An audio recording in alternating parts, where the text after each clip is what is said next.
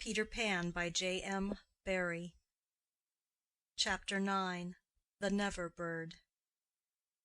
The last sound Peter heard before he was quite alone were the mermaids retiring one by one to their bedchambers under the sea. He was too far away to hear their doors shut, but every door in the coral caves where they live rings a tiny bell when it opens or closes, as in all the nicest houses on the mainland, and he heard the bells. Steadily the waters rose till they were nibbling at his feet, and to pass the time until they made their final gulp, he watched the only thing on the lagoon. He thought it was a piece of floating paper, perhaps part of the kite, and wondered idly how long it would take to drift ashore. Presently he noticed, as an odd thing, that it was undoubtedly out upon the lagoon with some definite purpose, for it was fighting the tide, and sometimes winning. And when it won, Peter, always sympathetic to the weaker side, could not help clapping. It was such a gallant piece of paper. It was not really a piece of paper. It was the Never Bird, making desperate efforts to reach Peter on the nest. By working her wings in a way she had learned since the nest fell into the water, she was able to some extent to guide her strange craft. But by the time Peter recognized her, she was very exhausted. She had come to save him, to give him her nest, though there were eggs in it. I rather wonder at the bird, for though he had been nice to her, he had also sometimes tormented her. I can suppose only that, like Mrs. Darling and the rest of them, she was melted because he had all his first teeth. She called out to him what she had come for, and he called out to her what she was doing there. But of course neither of them understood the other's language. In fanciful stories people can talk to the birds freely, and I wish for the moment I could pretend that this were such a story, and say that Peter replied intelligently to the Never Bird. But truth is best, and I want to tell you only what really happened. Well, not only could they not understand each other, but they forgot their manners. "I want you to get into the nest," the bird called, speaking as slowly and distinctly as possible. "And then you can drift ashore, but I am too tired to bring it any nearer, so you must try to swim to it." "What are you quacking about?" Peter answered. "Why don't you let the nest drift as usual?" "I want you," the bird said, and repeated it all over. Then Peter tried slow and distinct. "What are you quacking about?" And so on. The Never Bird became irritated. They have very short tempers.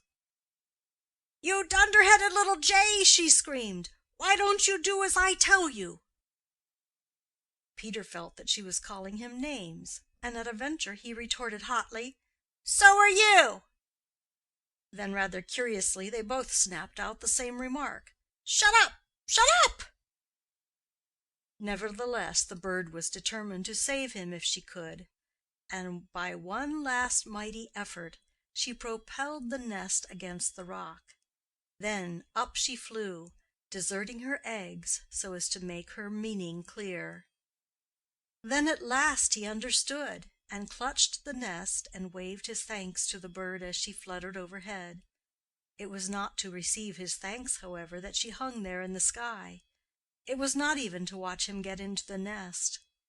It was to see what he did with her eggs. There were 2 large white eggs, and Peter lifted them up and reflected. The bird covered her face with her wings so as not to see the last of them, but she could not help peeping between the feathers.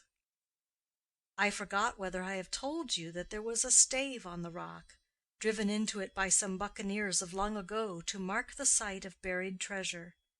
The children had discovered the glittering hoard, and when in a mischievous mood used to fling showers of moidores, diamonds, pearls, and pieces of 8 to the gulls, who pounced upon them for food, and then flew away, raging at the scurvy trick that had been played upon them. The stave was still there, and on it Starkey had hung his hat, a deep tarpaulin, watertight, with a broad brim. Peter put the eggs into this hat and set it on the lagoon. It floated beautifully. The Never-bird saw at once what he was up to, and screamed her admiration of him. And alas, Peter crowed his agreement with her. Then he got into the nest, reared the stave in it as a mast, and hung up his shirt for a sail. At the same moment the bird fluttered down upon the hat and once more sat snugly on her eggs. She drifted in one direction, and he was borne off in another, both cheering. Of course, when Peter landed, he beached his bark, small ship, actually the Never-bird's nest in this particular case in point, in a place where the bird would easily find it, but the hat was such a great success that she abandoned the nest. It drifted about till it went to pieces, and often Starkey came to the shore of the lagoon, and with many bitter feelings watched the bird sitting on his hat.